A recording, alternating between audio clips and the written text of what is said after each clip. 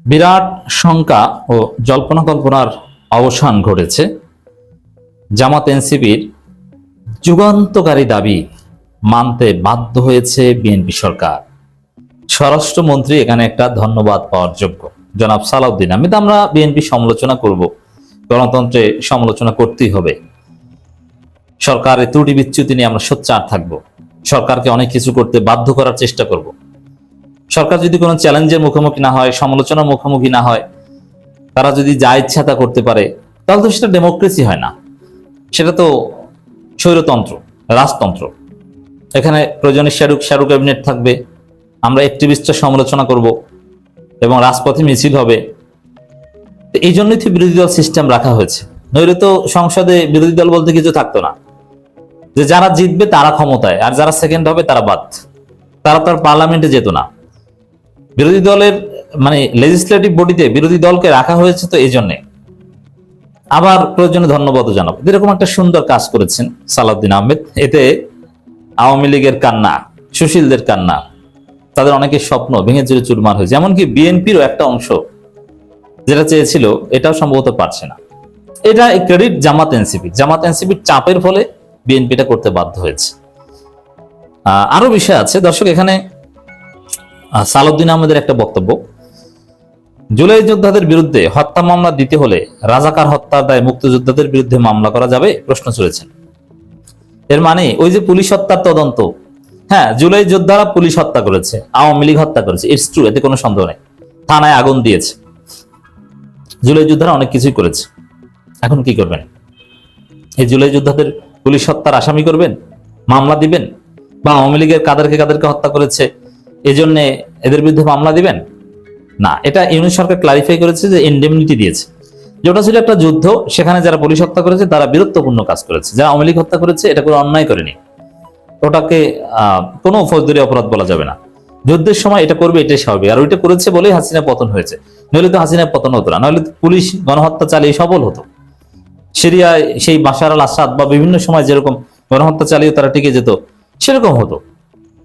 এই জায়গায় দর্শক আমরা দেখতে পাচ্ছি যে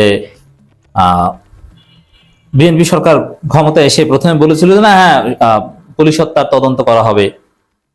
মির্জা ফখরুল ইসলাম আলমগীর বলেছেন হ্যাঁ তদন্ত করা হবে। চারদিকে নাকি বিভিন্ন ইশারা ইঙ্গিত দিয়ে দিয়েছিল যে পুলিশ হত্যার তদন্ত হবে, কত কিছু।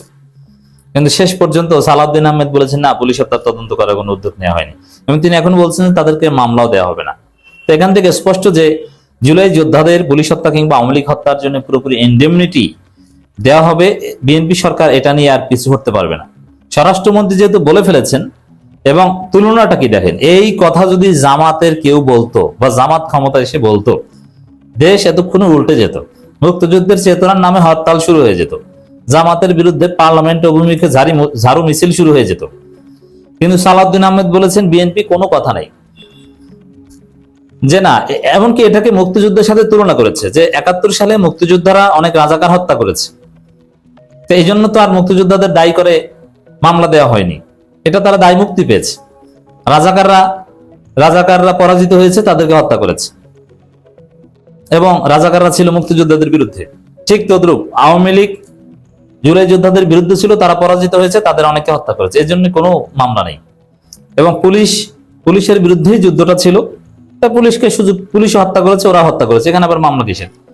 বরং যারা পরাজিত হয়েছে তাদের এখানে কোনো অধিকার নাই, আর যারা জয়লাভ করেছে তারা মামলা দিবে পরাজিতদের বিরুদ্ধে, এটাই হচ্ছে কথা। তো দর্শক, জুলাই যোদ্ধাদের বিরুদ্ধে হত্যা মামলা দিতে হলে রাজাকারের হত্যার দায়ে মুক্তিযোদ্ধাদের বিরুদ্ধে মামলা করা যাবে না, এরকম জুলাই যোদ্ধাদের বিরুদ্ধে কোনো মামলা করা যাবে না। এর মানে ইনডেমনিটির বিষয়ে বিএনপির অবস্থান ফাইনাল। বিএনপি চাইলেও এই অবস্থান আর পরিবর্তন করতে পারবে না। এইটাই আমরা দীর্ঘদিন বিএনপি সরকারকে বোঝানোর চেষ্টা করছি, চাপ প্রয়োগ করছি, ন্যারেটিভ নির্মাণ করছি। এবং জামাতের দাবি, এনসিপির দাবি, এটা আরো সিরিয়াস, কারণ জুলাই যোদ্ধাদের বাঁচানো এটা এনসিপির একদম মৌলিক রাজনীতি। এনসিপি জুলাই যোদ্ধাদের দল। যদিও এখানে ইন্টারেস্টিং একটা বিষয় আছে, বিএনপি স্বার্থ আছে এই ইনডেমনিটির উপর অনড় থাকতে, যে স্বার্থের কারণেই হোক না কেন, বিএনপি নোংরা রাজনীতি করতে পারতো, কিন্তু সেটাও বিএনপি করছে না, এর জন্য ধন্যবাদের যোগ্য। বিএনপির কি স্বার্থ এখানে ছিল বা আছে, দেখেন এই ইনডেমনিটি না দিয়ে যদি পুলিশ হত্যার বিচার করে, তাহলে দেখা যাবে যে 99.99% কেসের সাথে জড়িত বিএনপির লোকজনই পুলিশ হত্যা করেছে, থানায় আগুন দিয়েছে, অস্ত্র লুট করেছে। এখন বিএনপি সরকার বিএনপিকে ফাঁসাবে, এটা তো হয় না। তো এই জন্যে এই ইনডেমনিটি বহাল রাখছে। কিন্তু বিএনপি এখানে নোংরা রাজনীতি করতে পারতো, কিন্তু করেনি। সেটা হচ্ছে যে ঠিক আছে, তদন্ত করা হবে, এই করা হবে, সেই করা হবে, ইনডেমনিটি চলবে না, এই কথা বলে জামাত শিবিরকে, এনসিপি কে দৌড়ের উপর রাখতো, তাদের বিরুদ্ধে ন্যারেটিভ নির্মাণ করতো, প্রচারণা চালাতো যে এগুলো তারা করেছে, হ্যাঁ ছাড় দেওয়া হবে না। অথবা হাজার ঘটনার মধ্যে যদি একটার সাথে জামাত বা এনসিপির কারো যোগসূত্র পাওয়া যায়, ওটাকে কেন্দ্র করে যেহেতু মিডিয়াগুলো সব বিএনপির দখলে, প্রচারণা চালাতো, জামাত এনসিপি কে ডিমোরালাইজ করতো। তারপরে দিন শেষে বিচার টিচার করতো না, কারণ বিচার করতে গেলে, পূর্ণাঙ্গ কিছু করতে গেলে তো বিএনপি ধরা খাবে। এই জন্য পূর্ণাঙ্গ কিছু না করে আংশিক কিছু বিষয় সামনে এনে জামাত এনসিপি কে ভোগান্তির সম্মুখীন করতো, বা তাদেরকে অ্যাটলিস্ট ন্যারেটিভের পলিটিক্সে তাদেরকে ভিলেন বানাতো। কিন্তু দেখা গেছে বিএনপি সেটাও করেনি, এবং করেনি তারা এই জন্য যুক্তি দিচ্ছে ৭১ সালে মুক্তিযুদ্ধের। এতে তো অনেকের হৃদয় খান খান হচ্ছে, ২৪-৭১ মিলিয়ে ফেলছে। জামাত এনসিপি কিছু বললেই দোষ, আর বিএনপি যে ২৪-৭১ মিলিয়ে ফেলছে, মুক্তিযোদ্ধাদের সাথে তুলনা করছে এবং জুলাই পরাজিত শক্তিকে রাজাকারদের সাথে তুলনা করছে, এতে কিছু বলা হচ্ছে না। দেখছেন মিডিয়া দখলে থাকলে কি উপকার হয়। জামাত এখান থেকে শিখুক, তাদের মিডিয়া লাগবে। তো দর্শক, বিএনপি বাধ্য হয়েছে, এটাই বলবো, কারণ শুরু থেকেই এনসিপি জামাতে বিশেষ সোচ্চার ছিল, অ্যাক্টিভিস্টরা সোচ্চার ছিল। সালাউদ্দিন আহমেদের আরেকটা বক্তব্য নিয়ে আমার এই এপিসোডে আলোচনা করব। সালাউদ্দিন আহমেদ বলেছেন, জামাত ও 11 দলীয় জোটকে উদ্দেশ্য করে স্বরাষ্ট্রমন্ত্রী সালাউদ্দিন আহমেদ বলেছেন, আপনারা সরকার গঠনের স্বপ্ন দেখাও নাজায়েজ, তাহলে আমরা কি আরেক স্বৈরাচারের উত্থান দেখতে চলছি? এই প্রশ্ন জামাতের অনেকজন করছেন, যে জামাতের বা 11 দলীয় জোটের ক্ষমতার স্বপ্ন দেখাও নাজায়েজ। এটা বলেছেন বলতো, এই যে জামাতের যে ন্যারেটিভ, যে ইলেকশন ইঞ্জিনিয়ারিং হয়েছে, জামাতকে হারিয়ে দেওয়া হয়েছে, কারচুপি করে বিএনপি জিতেছে, এটার জবাবে বলেছেন। কারণ এটার জবাবে বিজয়ী পার্টি এতটুকু বলতে পারে, I am not serious of this.